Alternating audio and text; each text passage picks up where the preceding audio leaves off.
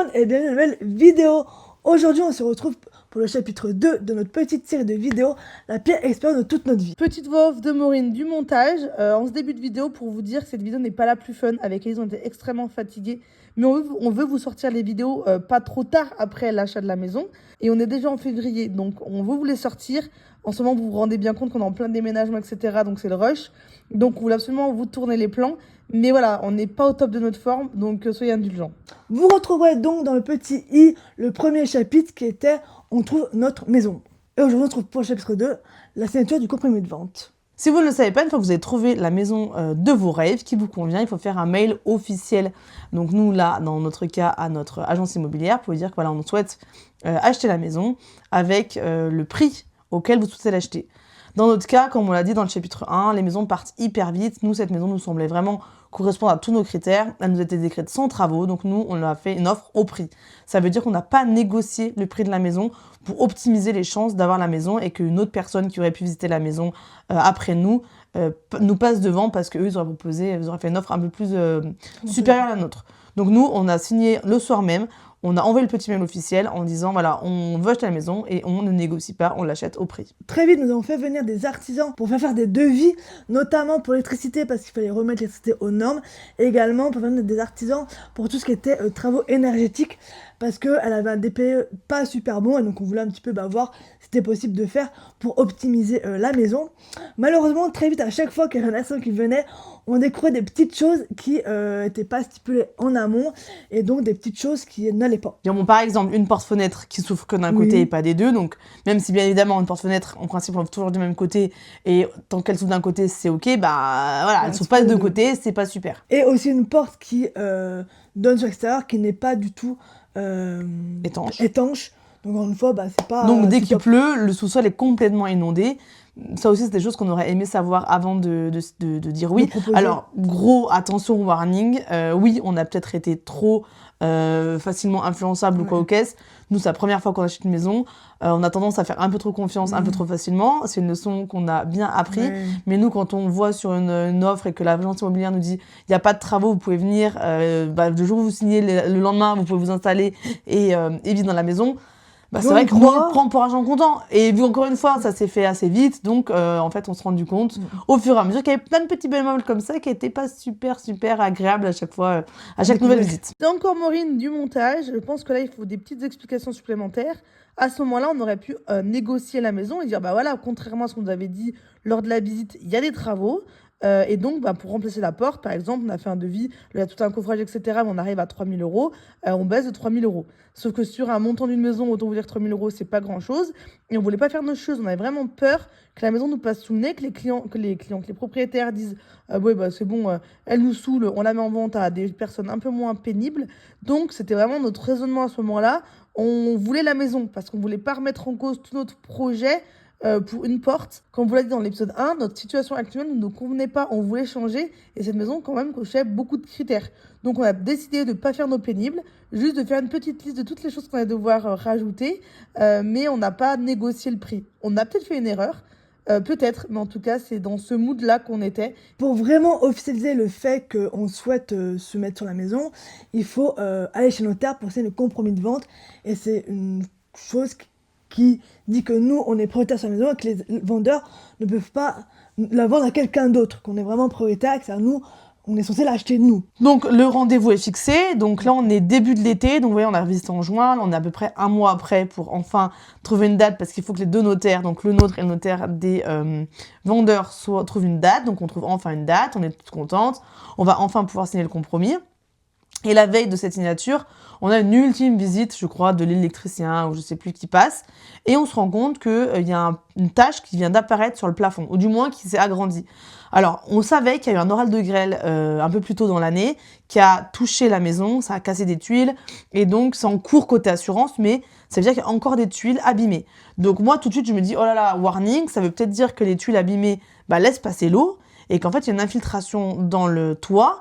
Et que ça vient se répercuter sur le plafond d'une des chambres. Donc, on en parle à l'agence immobilière et qui d'un revers de main, vous allez voir, ce revers de main va revenir dans cette série de vidéos, qui nous dit, bon, vous inquiétez pas, c'est pas grand-chose. Donc le lendemain, donc le jour J, on est censé signer chez le notaire le compromis de vente. Donc nous, on était chez notre notaire à Saint-Étienne et l'agence immobilière, les vendeurs étaient avec leur notaire en Normandie. Du coup, c'était une réunion en visio. Et donc nous, avant qu'on mette la vision en route, on parle un petit peu avec le notaire et on lui fait part de notre découverte de la veille, de bah voilà, on est un petit peu embêté à cette tâche qui a apparu sur le plafond, qu'est-ce qu'il en est, qu'est-ce qu'on peut faire, voilà. On demande un peu conseil auprès de lui. Et nous dit, bah écoutez, pas de soucis, on va en parler aujourd'hui, c'est fait pour ça aussi qu'on se retrouve là, c'est pour mettre un peu à plat de comment nous on achète la maison et comment eux la vendent, enfin voilà, se met d'accord sur comment est l'état de la maison au moment où nous on aura les clés. En gros c'est ça. Donc du coup la conférence commence, enfin la réunion commence. Bon au début c'est beaucoup de paperasse, enfin, c'est très administratif, donc bon voilà, c'est plutôt long, mais voilà, ça se passe. Et là, on vient aux clauses suspensives, où du coup, c'est là où on dit un peu les clauses. Par exemple, je sais pas moi. Par exemple, si on trouve pas de banque dans les 3 mois, je crois que c'est 3 mois, et ben, enfin, 3 banques qui n'acceptent pas de nous faire un crédit, ça s'arrête là et bah voilà, les vendeurs ont le droit de remettre leur maison sur le marché et nous, ben, on n'a pas d'argent à débourser parce que il y a ce gros truc où, en tant qu'acheteur, on ne doit pas faire perdre son temps au propriétaire. Donc nous, une fois qu'on a signé le compromis, on s'engage à trouver une banque, etc. Et si malheureusement les banques qu'on contacte ne nous accordent pas de prêt parce que la maison est trop chère, par exemple, bah, c'est pas de notre faute, enfin entre guillemets, c'est pas de notre faute. Nous, on a fait les démarches, c'est les banques qui n'ont pas voulu nous suivre. Et donc, bah tant pis, on repart sans la maison, mais on paye rien. Alors que si on fait perdre du temps au propriétaire, on doit payer, je crois, 20% du prix de la maison au propriétaire parce que bah, on leur a fait perdre du temps. Voilà, donc ça c'est les clauses suspensives sont hyper importantes. Donc si vous signez un compromis de vente, faites attention aux clauses suspensives, d'avoir bien cette notion qui dit que si les banques ne vous suivent pas, vous n'êtes pas obligé d'acheter parce que de toute façon vous n'aurez pas les fonds. Voilà.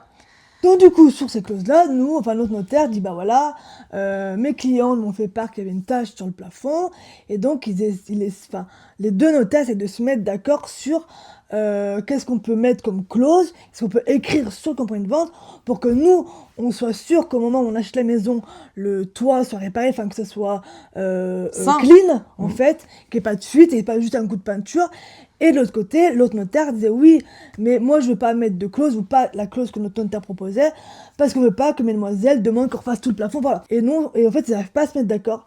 Donc on dit bah écoutez, on ne signe pas parce qu'on veut pas signer un compromis de vente où il n'y a pas une clause qui nous assure que nous on a une maison saine au moment où on l'achète par rapport à cette fuite d'eau, enfin de cette tache qu'il y a sur le plafond d'une des chambres. Exactement. Donc là, on sort un peu dépité. Ouais, on se dit bah mince, enfin ça s'est pas du tout passé comme prévu. Donc je pense que ça a été aussi la douche froide côté propriétaire. Mais encore une fois, à mon sens, si l'agence immobilière avait fait son taf, nous avait rassuré, aurait dit bah voilà, les propriétaires, on va voir avec eux ce qui est possible de faire et pas juste dit d'un revers de main non, mais c'est pas grand-chose. On aurait évité ce point très gênant pour tout le monde, parce qu'on va pas se mentir, on était quand même tous très mal à l'aise. Donc l'agence immobilière, je pense, a compris qu'elle avait fait une erreur, donc elle a fait un point où on s'est tous parlé entre nous sans les notaires, parce qu'à savoir que nous, on avait vu pour la première fois les propriétaires à ce point-là. On les connaissait pas du tout avant. Parce que l'agence immobilière veut vraiment faire tampon.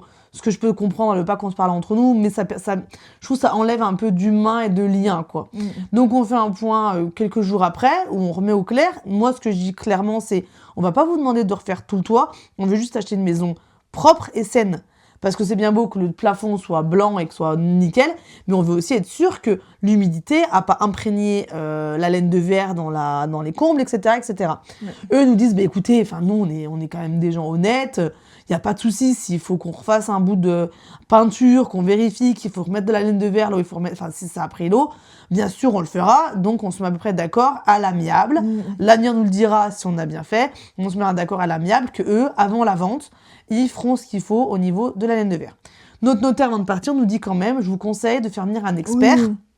Comme ça, il n'y a pas de mauvaise surprise, et entre guillemets, c'est gris noir sur blanc, et vous pouvez avoir quelque chose, voilà, quelqu'un qui s'y connaît, qui regarde. Parce que nous, encore une fois, on n'y connaît pas grand-chose. Alors oui, nos parents sont venus, mais pareil, nos parents ne sont pas des experts du bâtiment. Donc voilà, donc on fait venir un expert, ça nous coûte 1 500 €. Ouais. Du coup, l'expert vient quelques jours après. Il fait donc du coup tout le tour de la maison. On en profite pour lui faire voir toute la maison. Heureusement pour nous, il n'y a pas d'autres mauvaises surprises qu'on avait déjà eues auparavant. Et il monte du coup dans les combles, enfin il regarde, et il nous dit que pour lui c'est clean et que il n'y a pas eu D'infiltration. d'infiltration. Après, il voit pas, parce qu'on a une trappe donc, pendant les combles, et la fuite est quand même bien plus loin. Donc de là où on ne peut pas voir. Pas, il va pas jusqu'à... Il marche pas dans les combles. Non. Et il nous dit, il faudra demander à la personne qui va recourir, qui va remettre les tuiles, de checker. Est-ce qu'il y a une fuite à ce niveau-là, etc. Donc nous, on est plutôt rassurés. Oui. À part ce problème de fuite, entre guillemets, le reste de la maison est quand même plutôt bon. Il nous dit même que pour une maison de stage 2, elle est quand même plutôt bien conservée. Il nous dit que même, tout ce qui est fenêtre, etc., on est en triple vitrage. Donc, il dit franchement, c'est génial. Donc, il nous rassure quand même sur pas mal de points. Donc, on repart plutôt sereine. Donc, on se dit, OK. Et il y avait l'agence immobilière qui était là. Donc, on dit, est-ce que vous pouvez dire au propriétaire de demander à la personne qui va venir réparer les tuiles, et de checker, de vraiment mettre un point là-dessus. Et dire, de vérifier si qu'il n'y ait pas une infiltration et que la laine de verre n'est pas moisie, par exemple, dans les combles. Ouais. Donc, on est toutes contentes. On se dit, OK, on peut re-signer, on peut recaler une date pour signer le compromis de vente. On attend 2 mois. 2 mois pour trouver une date, parce qu'on était début juillet. Ouais. Et on a donc une deuxième date qui est le 1er octobre, donc la veille symbolique de nos 30 ans. Ouais. Et donc, nouveau point. Cette fois-ci, on était vraiment en visio. Enfin, notre notaire d'un côté, nous avec Élise dans notre appartement, il me semble. Et les propriétaires... Si, on n'était pas au cabinet. Ah bon? Ouais. Ah bah peut-être. Et les propriétaires ailleurs. Et donc là, en soi, bien plus facile, vu qu'on avait déjà presque tout lu. Oui. On a fini de lire les documents. Pas de clause suspensive. Parce qu'on s'est dit, nous, on le fera, entre guillemets, à l'amiable. Voilà. Donc, on rajoute pas de clause et on est bon. On fait ça comme ça. Coucou les gars. Bon, nous sommes le 1er octobre.